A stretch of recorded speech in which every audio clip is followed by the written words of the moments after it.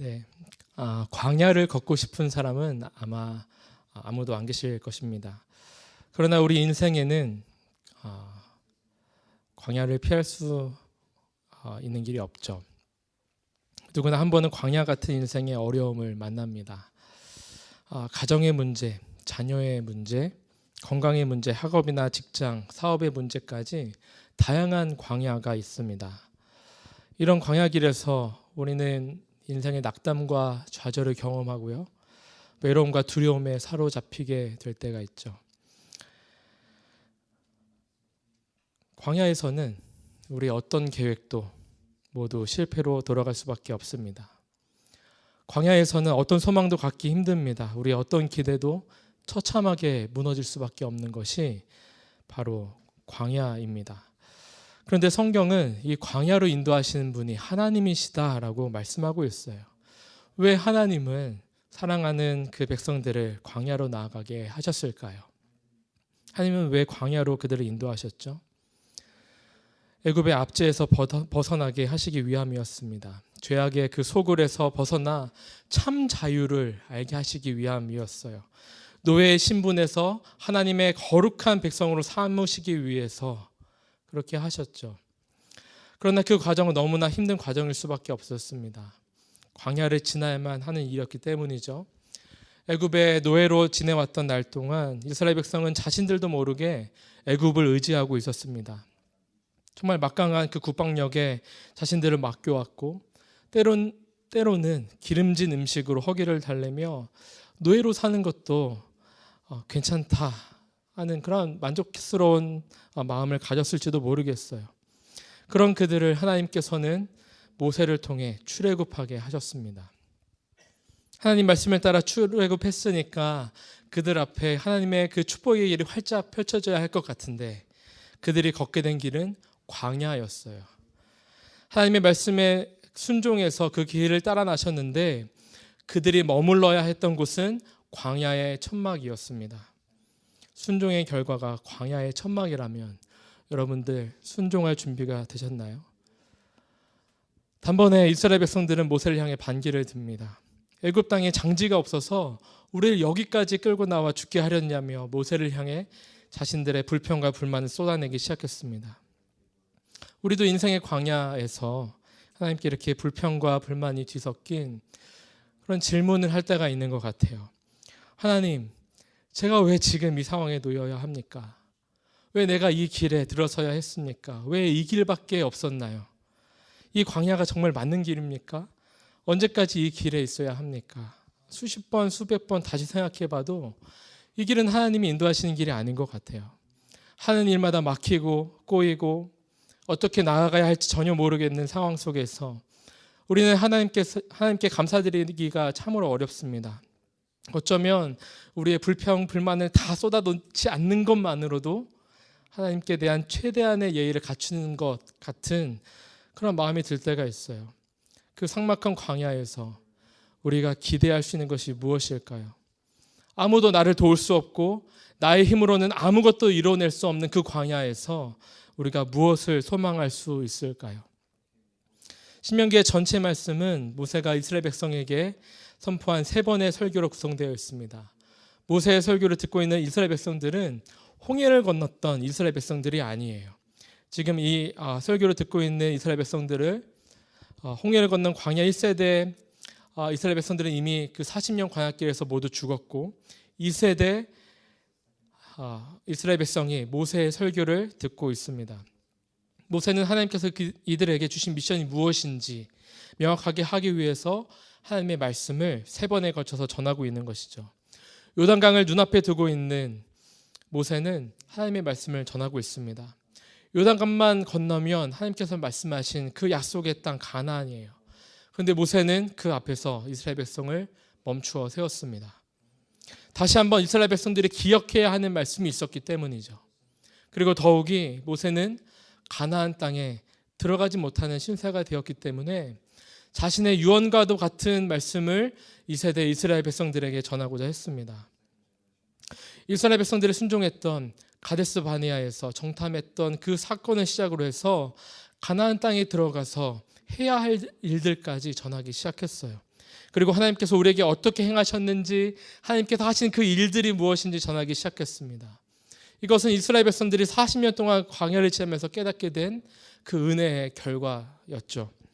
또 가나안 땅에 들어가서도 경험하게 될 바로 그 은혜의 스토리였습니다. 오늘 신명기 8장의 말씀은 광야에서 만난 은혜가 무엇이었는지 우리에게 말씀하고 있어요. 그리고 이것은 가나안 땅에 들어가서도 반드시 기억해야만 하는 하나님의 말씀입니다.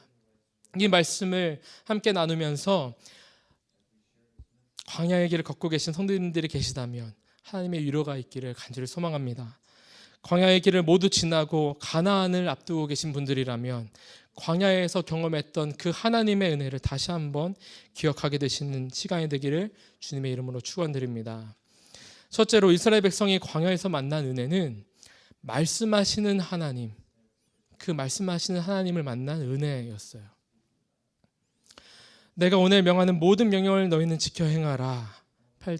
신명기 8장 1절에서 말씀하시죠. 또 8장 6절에서 내 하나님 여호와의 명령을 지켜 그의 길을 따라가며 그를 경외할지니라. 애굽에서 노예로 지낼 때 이스라엘 백성은 하나님의 인도를 받고 있었지만 그들은 알지 못했습니다. 하나님께서는 이스라엘 백성들에게 직접 말씀하지 않으셨어요. 그러나 아브라함과 이삭과 야곱에게 언약하신 그 말씀대로 이스라엘 백성들을 지키시고 돌보셨어요. 그리고 하나님의 때에 그들을 출애굽시키시려고 모세를 준비하셨죠. 모세는 40년 동안 애굽에서 왕자의 교육을 받으며 자랐고 다음 40년은 광야에서 양을 치는 일을 했습니다. 하나님께서는 그 때가 되어서 모세를 부르셨고요. 그에게 말씀하셨습니다. 이스라엘을 하나님의 백성으로 삼으시겠다고 말씀하셨어요. 그 이후로 모세를 통해 하나님께서는 이스라엘 백성들에게 말씀하기 시작했습니다. 그들이 애굽에서 장자의 죽음을 피할 수 있었던 건 역시 하나님의 말씀을 듣고 그 말씀에 순종했기 때문이었죠. 그런데 사실 좀 더 생각해 보면 이스라엘 백성들이 모세가 전한 그 하나님의 말씀에 순종하는 것 그조차도 사실은 그들의 자발적인 순종은 아니었습니다. 하나님께서 앞서 애굽 땅에 행하셨던 9가지 그 재앙을 보고 이스라엘이 두려웠기 때문에 순종할 수밖에 없었던 것이죠. 그렇게 이스라엘 백성들은 하나님의 강력한 인도하심을 경험하면서 광야로 나아가게 됐습니다. 그리고 광야를 걸어온 그 40년의 생활 동안 하나님은 그들이 스스로 순종할 수 있도록 가르치셨습니다. 모세를 통해서 율법과 계명을 말씀하시고 여러 시험들을 통해서 순종의 걸음을 걷도록 하셨어요.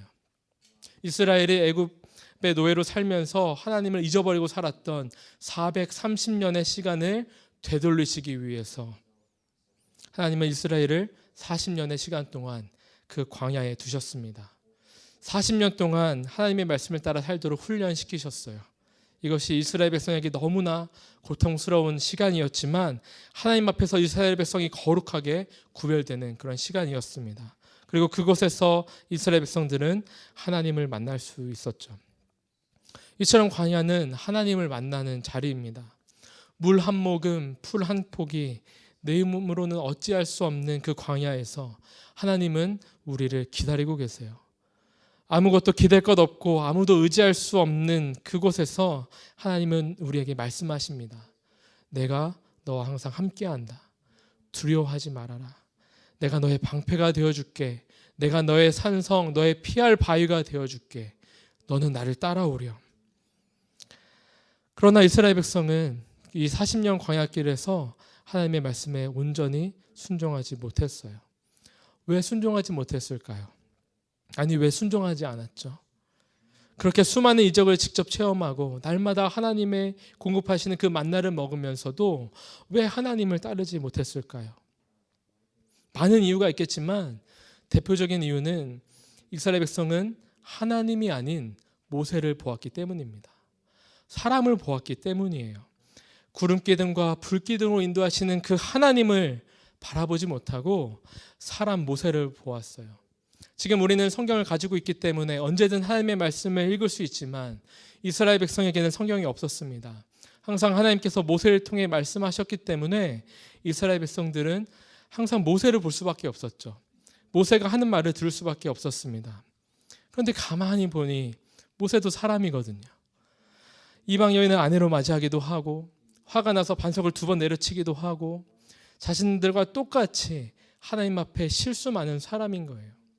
가뜩이나 광야길이 너무나 힘들고 지쳐서 원망할 곳이 필요한데 앞에서 진두지휘하는 모세가 얼마나 꼴보기 싫었겠어요. 누가 하나님 앞에 더 옳은지 판결을 받자고 달려드는 사람이 한둘이 아니었습니다. 그 중심에는요, 하나님 앞에서 나는 부끄러울 것 없다는 자만이 있었기 때문이에요. 모세와 비교해 보니까 나는 하나님 앞에 더 떳떳해 라고 하는 그 교만이 있었기 때문이죠. 하나님께서 모세를 불러서 이스라엘에게 보내셨기 때문에 모세는 하나님의 선지자이자 제언자였습니다. 그러나 사람들은 모세를 신뢰하고 싶지 않았어요. 만약에 모세가 전하는 그 말이 맞다고 한다면 40년 동안 광야를 벗어나지 못하게 되니까요. 어쩌면 광야를 떠도는 동안 그곳에서 죽게 될지도 모르니까요. 약속의 땅 가나안으로 가게 될 줄 알았는데 그 근처에도 가지 못하게 될 것이 뻔했기 때문에 그래서 모세를 따르고 싶지 않았던 것이죠. 그러나 그것은 곧장 하나님의 말씀을 따르지 않는 결과를 초래했습니다. 하나님은 이런 이스라엘 백성들을 다루시는 방법으로 모세를 선택하셨고 광야를 지나게 하셨어요. 이것이 이스라엘 백성들이 광야에서 만난 2번째 은혜입니다. 2번째 은혜는 겸손하게 하시는 하나님의 은혜입니다. 하나님께서는 이스라엘 백성을 낮추시기 위해 시험하셨다고 말씀하세요. 이스라엘 백성에게 광야는 시험장이었습니다. 스스로 자신을 낮출 수 없는 이스라엘 백성을 낮추시기 위해서 하나님은 광야를 준비하셨습니다. 이 일에 대해서 오늘 말씀은 2절과 3절에서 이렇게 말씀합니다. 내 하나님 여호와께서 이 40년 동안에 내게 광야길을 걷게 하신 것을 기억하라. 이는 너를 낮추시며 너를 시험하사 내 마음이 어떠한지 그 명령을 지키는지 지키지 않는지 알려 하심이라. 너를 낮추시며 너를 줄이게 하시며 또 너도 알지 못하며 내 조상들도 알지 못하던 만나를 내게 먹이신 것은 사람이 떡으로만 사는 것이 아니요 여호와의 입에서 나오는 모든 말씀으로 사는 줄을 내게 알려 하려 하심이니라. 하나님께서는 이스라엘의 그 자만과 교만을 다루시려고 그들을 40년 동안 광야에서 떠돌게 하셨습니다. 그것을 기억하라고 말씀하세요. 하나님께서는 이스라엘을 겸손의 자리에 옮기시기 위해 광야로 그들을 인도해 내셨던 것이죠. 팀 켈러의 자기 망각의 자유라는 책에서 팀 켈러 목사님은 겸손에 대해 다루면서 이렇게 말씀하고 있습니다. 진정으로 겸손한 사람을 만났을 때 이들에게서는 공통적으로 발견되는 점은 스스로를 겸손한 사람으로 생각하는 인상을 전혀 받지 못한다는 것이라고 말합니다. 그렇다고 이들은 자신은 아무것도 아니라고 말하는 것도 아닙니다. 사실 지나치게 자신에게 몰두해 있는 사람들은 계속 그렇게 말합니다. 나는 아무것도 아니다. 그렇게 계속 말한다는 것이죠. 복음을 통해 진정으로 겸손해진 사람은 바로 지금 자기 앞에 있는 사람에 대해 관심으로 충분합니다. 복음의 겸손의 핵심은 자신을 더 생각하거나 덜 생각하는 것이 아니라 자신에 대한 생각 자체를 덜 한다는 데 있습니다. 팀 켈러 목사님의 말은 어떤 의미냐면 자기 자신에 대한 생각 자체를 덜 하는 것. 덜 한다는 것이 무엇이냐면 나에 대한 생각을 하지 않게 된다는 것입니다. 겸손의 핵심이 거기에 있다는 것이죠. 그러니까 자만과 교만은 나를 중심에 두고 있기 때문에 발현되는 우리의 모습이죠. 그런데 겸손도요. 자기 중심에서 시작하는 겸손이 있다는 거예요. 다시 말하면 나는 이 정도로 겸손해 라고 생각하는 것조차도 자만이고 교만일 수 있다는 것입니다. 하나님께서는 이 같은 자기 중심선을 낮추시기 위해서 이스라엘 백성을 시험하시고 그들을 굶주리게 하셨다라고 말씀합니다. 자기의 중심성을 낮추고 하나님 말씀 중심으로 살도록 하셨다는 것이죠. 오늘 교회에 오시는 길 여러분 편하게 오셨나요? 혹시 오시는 동안에 오른쪽 4번째 발가락 신경 쓰면서 오신 분 계실까요? 아무도 안 계실 거라고 생각합니다. 왜냐하면 우리는 발가락에 굳이 그렇게 신경 쓰지 않거든요. 우리의 발가락이 건강하기 때문에 그렇죠. 만약에 발가락에 신경 쓰였다면 왜 신경이 쓰였을까요? 상처가 났기 때문이죠. 우리의 내면의 자아도 사실은 마찬가지입니다. 우리가 복음 안에서 건강한 자아를 가지고 있다고 한다면 우리는 자기 자신에 대해서 덜 생각하게 될 거예요. 그런데 상처난 자아는 어떨까요? 우리 자아에 상처가 났다면 늘 자기 자신에게 집중되어 있습니다. 자신에게 집중되어 있기 때문에 그 열등감이나 혹은 우월감에 사로잡혀 살아가기 십상인 것이죠. 그러나 하나님께서는 우리의 이 상처난 자를 치료하시기를 원하십니다. 3절 말씀에 만나를 내게 먹이시는 것은 사람이 떡으로만 사는 것이 아니요 여호와의 입에서 나오는 모든 말씀으로 사는 줄을 내가 알게 하려 함이니라. 육체의 배고픔뿐 아니라 우리의 내면의 배고픔, 우리 영혼의 배고픔을 하나님의 말씀으로 채우신다는 말씀이죠. 하나님의 말씀을 가까이 할 때 우리는 복음 안에서 우리의 자아를 회복할 수 있습니다. 세상에서 이리저리 치이고 상처받았던 우리의 자아가 복음 안에서 건강한 자아로 탈바꿈하게 된다는 것입니다. 광야에서 우리는 하나님의 말씀이 우리를 이끌어 가시도록 우리 자신을 내어드려야 합니다. 하나님께서 낮추실 때 낮아지는 것이 우리에게 은혜예요. 진정한 겸손은 이 복음 안에서 완전한 회복을 이룬 건강한 자아이기 때문이죠. 우리가 하나님 안에서 재발견되었기 때문에 더 이상 내 자신에 얽매이지 않을 수 있습니다. 마지막으로 이스라엘 백성이 광야에서 만난 은혜는 보호하시는 하나님의 은혜입니다. 하나님께서 처음부터 끝까지 그들과 함께 하시고 그들을 보호하셨어요. 이스라엘 백성들이 애굽 땅에 있었다면 전혀 경험하지 못했을 그 하나님의 은혜를 광야에서 발견하게 됩니다. 그들은 광야로 나설 때부터 구름기둥과 불기둥으로 보호를 받았습니다. 전투에 나갈 장정이 60만 명이었던 것을 생각하면 당시 이스라엘 전체 인구는 200만 명 정도로 예상할 수 있어요. 하나님께서는 그들을 전부로 보호하시기 위해서 구름기둥과 불기둥을 준비하셨습니다. 얼마나 장관이었을까요? 또한 오늘 신명기 8장 4절에서 보듯이 40년 동안 의복이 헤어지지 않고 발이 부르트지 않았다고 말씀합니다. 그들이 입고 있는 옷이 40년 동안 유지될 수 있었던 것, 그들이 광야를 걷는 그 동안에 발이 부르트지 않았던 것 모두 하나님의 보호하심이었다라고 말씀합니다. 그런데 그것보다 더 깊은 하나님의 보호하심이 있어요. 5절과 6절에 말씀합니다. 너는 사람이 그 아들을 징계함 같이 내 하나님 여호와께서 너를 징계하시는 줄 마음에 생각하고 내 하나님 여호와의 명령을 지켜 그의 길을 따라가며 그를 경외할지니라. 하나님께서는 이스라엘 백성이 자신을 경외하게 함으로 그들을 돌보시고 보호하셨습니다. 하나님께서는 이스라엘 백성을 징계하시는 방법으로 그들을 보호하셨다는 말씀이에요. 하나님께서 그들을 징계하심으로 그들을 보호하셨다고요. 어떻게 하나님의 징계가 이스라엘을 보호하는 방법이었을까요? 하나님께서는 자신의 명령을 따르지 않는 이스라엘 백성들을 징계하셔서 다시 하나님을 따르도록 하나님의 말씀에 순종하도록 하심으로 그들을 보호하셨습니다. 하나님의 말씀을 따를 때에 그때야 진정한 보호를 받을 수 있기 때문이죠. 하나님을 경외하지 않는다라면 그들이 겪게 될 죄의 결과는 끔찍한 결과일 수밖에 없었습니다. 팀 켈러의 방탕한 선지자에서 팀 켈러 목사님은 죄의 결과에 대해 이렇게 말했습니다.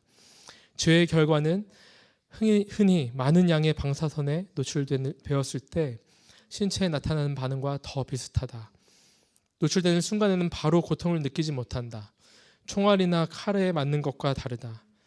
당장에는 몸의 이상을 느끼지 못하다가 서서히 시간이 흐르고 난 뒤 증상이 나타나는데 그때쯤이면 이미 돌이킬 수 없다. 죄는 의지가 스스로에게 가하는 자살 행위이다.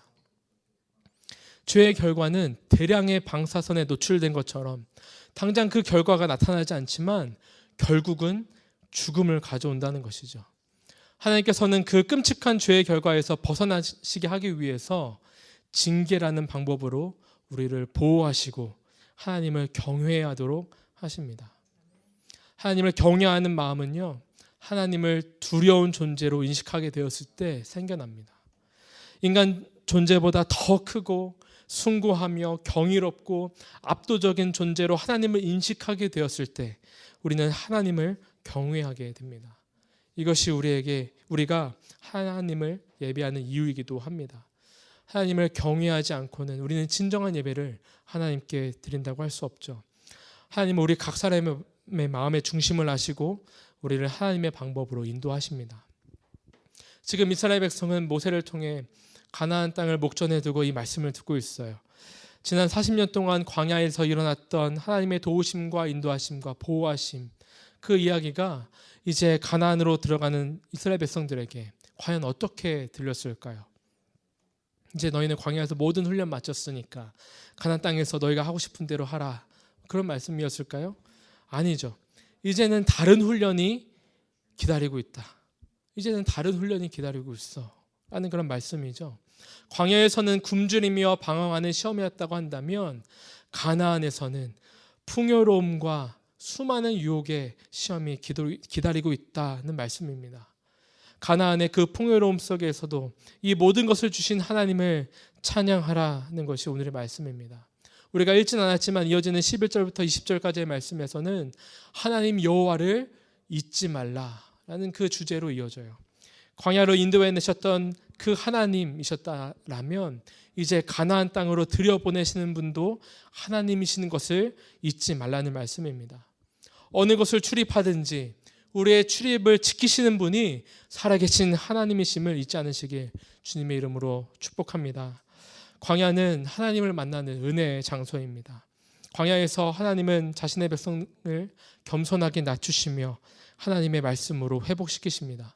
그리고 하나님께서는 광야에서 자신의 백성을 보호하십니다. 때로는 징계를 통해서 우리를 다시 하나님께로 돌아오도록 인도하세요. 이것이 이스라엘 백성이 광야에서 만난 은혜입니다. 그렇다면 우리가 만난 은혜는 무엇일까요? 광야를 걷는 우리 고달픈 인생에 하나님의 아들 예수 그리스도께서 찾아오셨습니다. 예수님은 우리가 겪는 그 인생의 어려움을 겪지 않으셔도 되는 하나님이신데 스스로 자신을 낮추셔서 종의 형상 곧 인간의 몸을 입고 이 땅에 오셨어요. 광야로 나아가실 때 예수님께서는 성령 하나님의 이끄심을 따라 광야로 나아가셨습니다. 그곳에서 40일 동안 금식하시고 마귀의 시험을 받으실 때 하나님의 말씀으로 마귀를 이기셨습니다. 갈릴리에서 예수님은 하나님의 나라를 가르치시고 천국 복음을 전파하셨습니다. 그리고 병든 자 아픈 자를 주의 말씀으로 치료하셨어요. 말씀으로 그들을 회복시키셨습니다. 그리고 우리가 받아야 할 징계를 대신 지셨습니다. 하나님의 진노를 받아야 할 우리인데 죄 없으신 예수님께서 우리의 모든 죄를 가지고 십자가에 오르셨어요. 하나님의 진노를 그 십자가에서 모두 받아내심으로 우리를 하나님 앞으로 나올 수 있도록 인도하셨습니다. 죄의 노예로 끌려다녔던 우리를 하나님의 그 은혜의 자리로 인도하셔서 그리스도 안에 참 자유를 누리는 존재로 재창조하셨습니다. 할렐루야. 어쩌면 우리는 인생의 광야에서 우리도 모르는 사이에 하나님 아닌 것들로 우리의 믿음의 자리를 대체하고 있을지도 모릅니다. 때로는 그것이 과거의 기억일 수도 있고 때로는 우리의 자만이나 우리의 교만일 수도 있습니다. 하지만 그 모든 광야에 하나님은 찾아오십니다. 아니 이미 그 광야에서 우리가 오기를 기다리고 계세요. 이것이 얼마나 큰 은혜입니까? 우리가 광야의 길로 나아가야 할 때 주저하지 않을 수 있는 것은 하나님께서 우리를 붙들고 계시기 때문입니다. 여전히 우리를 지키시고 보호하시는 그 하나님의 은혜가 우리 모든 성도님들 가정 가운데 충만하시길 주님의 이름으로 축복합니다. 함께 기도드리겠습니다.